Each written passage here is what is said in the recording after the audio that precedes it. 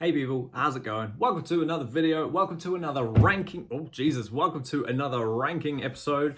However, this one is a little bit different. We're going to be ranking the Iron Maiden studio album covers, right? I've already done a massive ranking of all these Maiden albums, and to be honest, I'm probably due for a re-ranking at some point. I think a few of them might have swapped in recent months. But if you're interested in that, please go look at it. It's pretty fun. I'm very passionate about Maiden. I was going through all my videos the other day and I realized, you know what? We haven't done a Maiden one in a little while. So let's get another one out there for everybody to look at. So yeah, we're just going to be talking about the covers. We're not going to go into depths of the music or anything like that because this list is completely different compared to my actual album ranking. So yeah, don't be fooled by that. Not, just because I put this one at the bottom doesn't mean it's also my bottom ranked album. So yeah, without further ado, let's get into it. But before we do, let me know down below, what is your favorite album cover, regardless of what songs are on it? Which is your favorite Maiden Eddie? Which is your favorite Maiden Eddie? Let's get into it. So coming in at number 17, coming in dead last at the bottom, is probably, in my opinion, Maiden's most boring album cover. They could have done so much more with this. Look at all the artwork that's inside the album and just, tell me that why did they go with just the plain black background? I don't know. Number 17 is The Book of Souls from 2015. Yeah, pretty much just why I said, look at it. It's a pretty boring album cover. I mean, it's just a black background with one single looking Eddie on it with nothing fancy. And yet, if you look at like all the artwork that surrounded this show, this tour, everything that they did, was just so much better, much more in depth. I mean, look at this. Look at this stuff. It's ridiculous. Why wasn't that the album cover, But they thought, no, we'll save that for the inner sleeve. So yeah, that's my opinion. It's a great album, nonetheless. But yeah, the album art is just a bit bland in my opinion. So yeah, number 17, Book of Souls. Number 16 is one that is pretty much a bit bland again, in my opinion. I'm talking about 2000's Brave New World. More or less, just like Book of Souls, it's a bit bland. I do like the whole futuristic London looking thing that they've got going on here, and it must have been exciting for the fans to receive this album when it came out after the Blaze era, to come back with Bruce and Adrian. It's a pretty ominous album cover, but it's just a bit, to me, it's just a bit simple. Like I said, the futuristic London looks kind of cool, but just Eddie and grey clouds is a bit simple. Do you know what I mean? Yeah.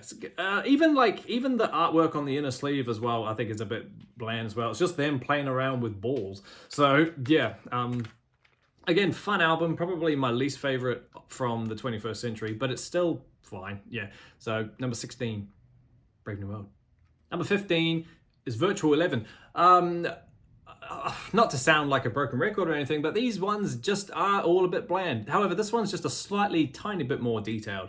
I like the whole future idea, futuristic virtual reality kind of vibe, and it's Eddie trying to corrupt the mind of someone playing a video game, which is, kind of metal. It's pretty metal when you think about it, but like, maybe they just could have done a bit more with the whole bland reddish background thing, but yeah, obviously this album came out in the hype of like all the computer generated stuff, like all the CGI stuff that was coming out in the late 90s and whatnot. So in a way, it's pretty futuristic.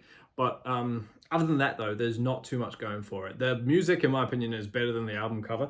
I don't mind this album. I don't rank this one at the bottom. This one's quite fun. I do enjoy this album. But yeah, I do like the football vibe as well that Steve was, going for, trying to tie it in with the World Cup and things like that. But yeah, I mean, just a bit simple, really. So yeah, that's Virtual 11 coming in at number 15, I believe.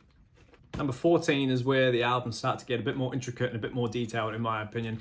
Final Frontier comes in at number 14. I wasn't the biggest fan of this album when it came out, and I'm in a way still not today. But like, I'd still jam it every now and then, every couple of months or so, just to remind me that it's not the worst album they've ever done. But I do quite like this album cover. I think it's pretty cool, like with that whole futuristic-y thing that they had going on. This obviously isn't really futuristic, it's more sci-fi, spacey stuff.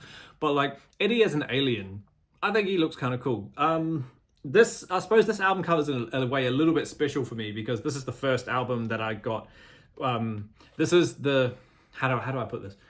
This album came out, this was the first Maiden album to come out when I was a fan. Every other album obviously came out before I was a fan, so I bought them all you know, and they'd been out for years. This was the first brand new album, so I was like, damn, look at that album cover, that's so cool. It's an interesting vibe. It's a very spacey theme album. You know, I do like the concepty stuff that they have going on the inside. That's kind of fun to be like, oh yeah, here's what Eddie could have been, you know, but to have him like that, it's kind of fun. I don't mind it. I think it's cool. It's a shame that this is a bottom shelf album for me, but still, the artwork is great. I think it's fun. So yeah, that's The Final Frontier, number 13, 14. Next up is the album that probably most of us hate. I think it's funny. I think it's unique. I think it's different. Of course, Dance of Death, 2003. This is one of those albums where the longer you look at it, the weirder it gets. It's I'm pretty sure the OG idea for this album was just to kind of follow along the Book of Souls kind of vibe, where it was just like the Grim Reaper on a black background. I don't know where I read that. Maybe it was Wiki saying it was an alternate cover. I'm not sure. But I, again, have a special attachment to this album as well. This was the first album I heard when I realized that Maiden had 6 guitar players at this point in time. So I was like, good God, the song Dance of Death was my life for a good little while. I love the vibe of it. I think it's a great little haunting album. Do you know what I mean? Like all the little pictures that they have with surrounding themselves with like the ghosty stuff. I think it's so cool, and it just fits the vibe of the song, the title track, obviously, you know. But yeah, the more you look at it, the weirder it gets. You have Eddie, who's like standing in the middle of this Sims party, right? You've got a baby riding a wolf who's only got 3 legs. The baby's hand is like sort of up in its chin. I don't know what this bro's up to. He's doing cartwheels, but really badly. Like his limbs are bending in ways that limbs shouldn't bend. These two here are probably the only normal looking ones on this whole thing. Oh, this guy as well, or this lady rather. She's obviously bald, but she has boobs, so she's a lady. There's a snake down there. I've only just noticed that there's a snake on this album cover. And this thing, yeah, it's a very weird album cover. Take some time to stare at it if you haven't really studied it before. But yeah, it's a great album, but the album cover is a bit of a joke. So yeah, but I think it's funny. So yeah, that's Dance of Death. Next up is probably Maiden's most graphic album cover, and that's the X Factor from '95. This is Blazer's first album, and literally, like I just said, it's probably their most graphic album cover. Eddie's on a table being lobotomized. I'm pretty sure that's what that is. It's weirdly real as well. Everything else up until this point looked cartoony and could tell it was like, you know, drawn at some point. This almost looks like a photo. Like if you really study the details of it, you see Eddie's hair and all his veins and all the wounds and scars that he's got. They look pretty convincing that it's almost like, you know, it looks more real than everything else that they've done up until this point, with the brain coming off and all the machinery as well. It just does not look like a good time. You know, he looks like he's half man, half ape type thing with all like this weird hair that they've got going on. But yeah, that down the bottom with his entrails coming out, it's just crazy. What I like about this one is probably just the fact of how brutal it is. It really fits the tone of the album, and I do get a kick out of listening to the X Factor as well. I really do like this album. It's fun, and the whole vibe of it, the whole melancholic vibe that the X Factor is, the picture kind of fits it. So yeah, I think it's fun. So yeah, that's that one. That's the X Factor. I'm losing count, so I'm just going to stop saying numbers now. Next up, we have Maiden's most recent album, and that is Senjutsu. A bit like what do you call it? Book of Souls. This one is obviously just the figure with no background. However, this figure looks awesome. This one looks so much cooler than Brave New World and the Book of Souls and all the rest of them. This one is like he's just Eddie in your face, and I think us fans to get this album come out as well. The album cover was just, oh, that's such a cool picture. Look at it. He's the perfect Eddie as a samurai is a great idea. I think it's great. Even the other side of this LP as well, real in your face, just really like, holy damn, anger issues, bro. But even the artwork on the inside as well. Curse Maiden and their triple LPs. Why do they do this? But even that, look at that. That's just beautiful. Am I wrong? Am I wrong? That's so fantastic. Yeah, it's a great album. Senjutsu is a fun album. My partner really likes this album, so that's a win-win for me. It's a great album. It's a long album. It's a great album cover. It's better than anything we've had so far. But yeah, we're getting better now. So yeah, that's Senjutsu coming in there. Next up, we got Iron Maiden's 9th album, Fear of the Dark from 1992. This one is pretty scary. Like, compared to if you think about everything that came before. This one was different. For example, for the first thing we realized, they've got the name on the side there. You know, that's never been done before. And I'm pretty sure, is this the first one that Derek Riggs did not do? Is that correct? Did I get that right? Or is this the last one that Derek Riggs did? Up the Irons, Nico's drumming. Who did the picture management? Rod Small editor. Oh god, I should have studied it. I'm sorry. It's just got a different vibe, and it's a bit creepier. You know, Fear of the Dark. It kind of fits the tone. Like, it's an eerie cover. Unfortunately, this album really falls at the bottom for me. It's not my favorite. I don't play this very often, but still, the cover itself is pretty damn cool. It's scary and evil, and up until this point, nothing they'd done. The creepiest thing at this point was probably the debut, you know, and everything just kind of got fun after that. So to come back to something that's a bit haunting is really, really fun. So yeah, that's Fear of the Dark.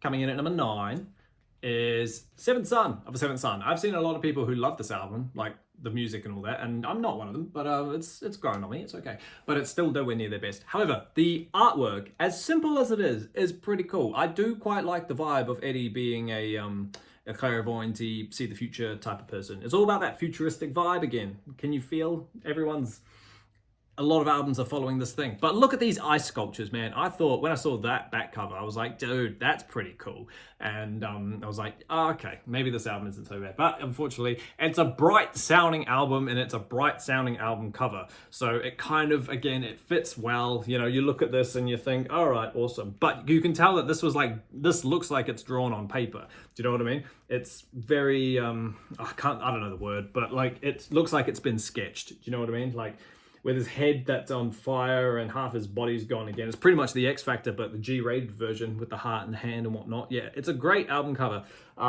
It's bold, it's simple, and it definitely is very iconic, you could say. But yeah, not my favorite album, but a good cover. So yeah, I think that's number 9, Seventh Son of the Seventh Son. Number 8 is actually their 8th album, and that's No Prayer for the Dying. Now, this one has 2 album covers, in a way. This one is the OG, this is a repress, obviously, but this is the OG cover with Eddie coming out of the, what do you call it? Out of the tomb thing, and he's yanking on the Graveyard Man, whereas the CD, the 1998 remaster that I have, doesn't have the Graveyard Man. So you could kind of go either way, really, can't you? I quite like the Graveyard Man, but then as well, without it, he looks just as evil. So, like, you could go either way. Not my favorite album. However, I have grown a little bit more respectful of this album in the last few months. I put it on again after not listening to it for years, and I was like, do you know what? It's actually not that bad. So yeah, if I do re-rank Maiden again, this one won't be where I put it last time. But yeah, it's a cool album. I think what I get a kick out about this album now is the fact that after the Seventh Son-y Somewhere in Time stuff, they kind of go back to sounding like a traditional heavy metal band in a way. I know that's very loose, but like, that's kind of why I like it. It's sort of get back to roots kind of vibe. Not completely, but you know, there's elements of it, and it's fun. I think it's great. But yeah, it's Eddie being evil, and it's just, apparently this was supposed to mirror the manager, Rod Smallwood. Apparently it's supposed to look like him. I don't know about that, but yeah, it's a fun album cover. I think it's just gritty, and it's evil. It's scary, you know, to a point, and it's fun. So yeah, coming in number 8, No Prayer for the Dying. Getting up there. Number 7 is Peace of Mind from 1983. This one, a bit like the Book of Souls one, apart from, okay, I was about to say, it's very boring, but if you look at the albums before this, album 1, 2, and 3. Obviously, they are quite boring too, bar Number of the Beast, which has a lot more detail in it. But anyway, probably just because it's just Eddie in a straitjacket. I do like the yellow though. I do like the yellow configuration of it. It kind of, to me, it kind of goes well with the red and white Maiden name. And I do like that. Weird. I don't know why this album is a gatefold. Every other 80s Maiden album is a single LP, and this one's a gatefold, which I find great because then it's one picture like that. That's pretty cool. The Peace of Mind artwork is pretty funny, like them just sitting at a table, you know, munching on brains, hence Peace of Mind. Can I have a piece of mind, please? Kind of thing. It's a fun album. It's definitely not my favorite Maiden album, but it's a cool cover. Again, it's iconic. When I see the straitjacket Eddie, I just immediately think of, oh yep, Trooper, Where Eagles Dare, Revelations, you know, things like that. Quest for Fire, great song. yeah, I think it's a fun album. I do like the straitjacketness, but yeah, there's just some more that we like more. So yeah, number 7, Peace of Mind. Number 6 is a bit of a wild card, I won't lie. Number 6 is A Matter of Life and Death. I freaking love this album, full stop. Music aside though, this album cover I think is one of the more it's just one of the more cooler ones. The fact that it doesn't have one singular image on it, I think is just fantastic. I love that, like, Eddie's at the top there on the tank. You know, Eddie's obviously on the album cover, but he's like leading what looks like a group of, you know, Inferi into war. And the fact that it's just, I think it's just fantastic. You know, this album is very heavily war influenced. What's the word? You know, this album is very heavily about war, obviously. And I think I just think it's great. I love this little symbol. I nearly got this tattooed on me, but then I decided against it. You know, with the flag as well, and the fact that they just it looks so apocalyptic. That's the word. You know, Eddie on the tank is just amazing, and these guys just trudging through mud and dead bodies everywhere. You know, there's explosions and stuff. It's honestly just a fantastic album cover. I think it's great.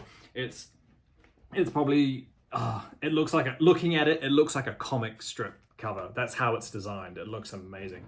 And when you open it up and you get the hauntingly beautiful photos of the band in that eerie blue tint, I don't know, it's great. I think it's awesome. Even watching the doco for this album, the whole thing's in that blue lighting, well, apart from a few bits and pieces, but I think it's great. I think it's underrated. It's an underrated album and an underrated album cover easily. But yeah, that's number 6, A Matter of Life and Death. Number 5 is the debut. Number 5 is Iron Maiden. Now, just like No Prayer, this one has a special re-release edit as well. So this is the OG. This actual album is OG. This is the OG pressing from 1980. So cool. And this is the 1998 remaster thing. Again, you can go either way, but I won't lie, this is the OG, so this one is better in my opinion. They did do a good job. Like, but I really don't know why they did make it look different. When you open it up and you look at the CD has the OG Eddie on it, but still, I mean, it's just like, whatever. And then obviously on all these digital remasters, they make the old Eddie on the spine. So when you put it together, I don't know why they did that. But anyway, I love the simplicity, which I know is funny because I roasted all the others for being too simple. But this one is just first. I think because, you know, when you look at the single artwork for Running Free, Eddie's face was hidden and sheltered and everything. And then this album comes out and it's like, haha, that's who's chasing you. That's who was hiding in the alleyway. It's a fantastic album. I love this album. Full stop. Everything about it is amazing. I don't need to tell you that. I talk about it in every video. So only natural that I put this album up quite high in terms of album artwork. It's not my favorite artwork though, as iconic as it is for me. It's obviously not my favorite. It's coming in at number 5. So yeah, that's Iron Maiden, the debut. It's a fantastic album, and I would highly recommend you go listen to it if you've never heard it before. So yeah, number 5, Iron Maiden. Number 4, Number of the Beast. Obviously probably one of two of the most iconic Iron Maiden album covers ever. Look at it. You come from Iron Maiden, the album, and then you come from Killers, which we still haven't talked about yet, and then you get this beast of an album. Good God, it's just amazing. Eddie looks great. Eddie looks awesome. I genuinely love the long hair that they've given him and the finger claws with the fire and everything, and the fact that he's like the puppet master for the devil. I just think that's great. But you know, the devil is obviously controlling Eddie as well, but it's like, the greater Eddie is following devil. It's so fantastic. Obviously this is a fantastic album, full stop. We don't need to talk about that, but it's just great. The little Derek Riggs signature down there at the bottom, which is on most all of the album covers that he did, so look out for those. I should have pointed that out earlier, but like even the back artwork I think looks cool too, with them just standing in like this weird little apocalyptic hell field. I think it's amazing. So yeah, it's obviously one of the best album covers ever, regardless of who we're talking about. But yeah, I don't need to tell you to check this album out, but if you haven't, that's weird. But yeah, number 4, Number of the Beast, great album cover. Number 3 is Powerslave. Again, one of the 2 most iconic album covers of all time. This one is obviously mirroring Egypt and Eddie being the lead Sphinx there. This is where the album covers for me just are just exceptional. You know, you can look at these ones for hours upon hours and still discover new things. Like if you study all the little hieroglyphic stuff that they've put in on the album, you can just see that like there's just so much hidden stuff. Maybe not so much on the front. Well, I'm sure, yeah, there it is. Indiana Jones was here. You know, that's awesome. Derek Riggs' signature is somewhere in amongst all this. But like, even on the back stuff, you know, I'm sure if we translated, there it is. There's the Derek Riggs signature there. So yeah, it's just one of these album covers where you just keep finding new things, and I think it's amazing. And obviously Powerslave as an album as well is fantastic. So yeah, that's why that one deserves the number 3 spot, Powerslave. Number 2 is pretty much the same as number 3 in terms of like details that you can always find brand new somewhere in time. Good God, do I need to say, if you haven't studied this album cover, then take a moment to actually look at it. There are so many little nods to their history and their past, and this is album 6, so there's everything dates back to the early days and stuff. Like straight away from the album, like from the front of the album cover, we can see up here that it says Acacia, obviously referencing Acacia Avenue. I think it's amazing. Is there anything else that's hanging out on the front that we can immediately see? Not so much, but other than like, you know, Pizza Hut and stuff. But if you flip it on the back is where everything is. So we've got the Aces High Bar, that's awesome. We got Sand Dune Nightclub, which I'm assuming is back from Sun and Steel. I think, could be wrong. Long Beach Arena, which is where they played the Live After Death show. What else have we got here? Ancient Mariner Seafood Restaurant, obviously rhyming the Ancient Mariner. The time is 23:58, it's 2 minutes to midnight.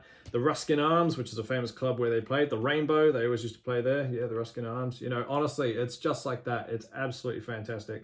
West Ham and Arsenal, I don't know if that's a real game. 7-3, but yeah. The Phantom Opera House, absolutely fantastic. Live After Death is being played at the theatre. Honestly. Maggie's Revenge. I don't know what Maggie's Revenge is, to be honest.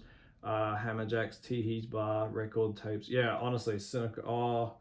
There's probably a lot more, but like, yeah, it's a fantastic album. Regardless, I love Somewhere in Time, but yeah, the artwork is just a sight to behold. It's so beautiful. I think it's amazing. So yeah, number 2, Somewhere in Time.